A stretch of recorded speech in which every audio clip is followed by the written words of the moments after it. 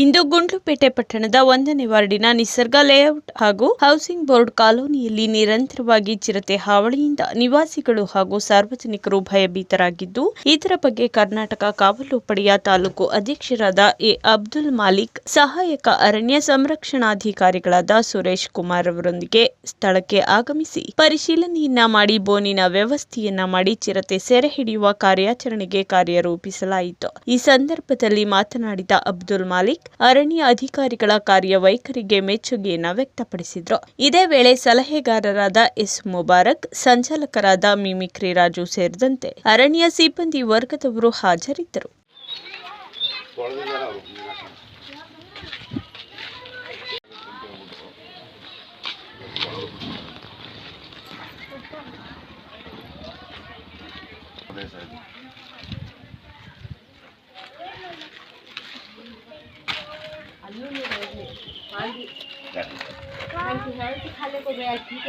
वो ध्यान से स्पॉट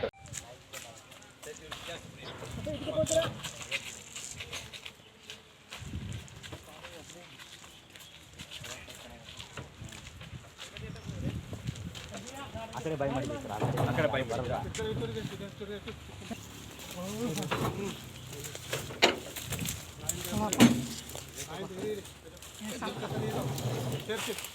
ಅಲ್ಲ ಪಟ್ಟಿ ನೋಡಿ ಫಸ್ಟ್ ನಾಯಿಗೆ ಕಡೆ ಇದೆ ನಾಯಿ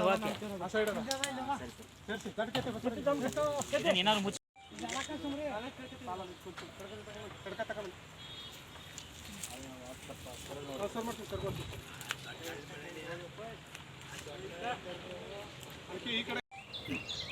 ಎಲ್ಲರಿಗೂ ನಮಸ್ಕಾರ. ನೋಡಿ, ಈಗ ಒಂದು ವಾರದ ಮುಂಚೆ ಈ ನಿಸರ್ಗ ಲೇಔಟ್ನಲ್ಲಿ ಚಿರತೆ ಪ್ರತ್ಯಕ್ಷ ಆಗಿ ಇಲ್ಲಿ ಭಯಭೀತರಾಗಿದ್ದರು ಸಂಬಂಧಪಟ್ಟವರು. ಮತ್ತು ಮೊನ್ನೆ ತಾನೇ ಹೌಸಿಂಗ್ ಬೋರ್ಡ್ನಲ್ಲಿ ಒಂದು ಚಿರತೆ ನಾಯಿಯನ್ನು ದಾಳಿ ಮಾಡಿ ಎತ್ತಕೊಂಡು ಹೋಗಿದೆ.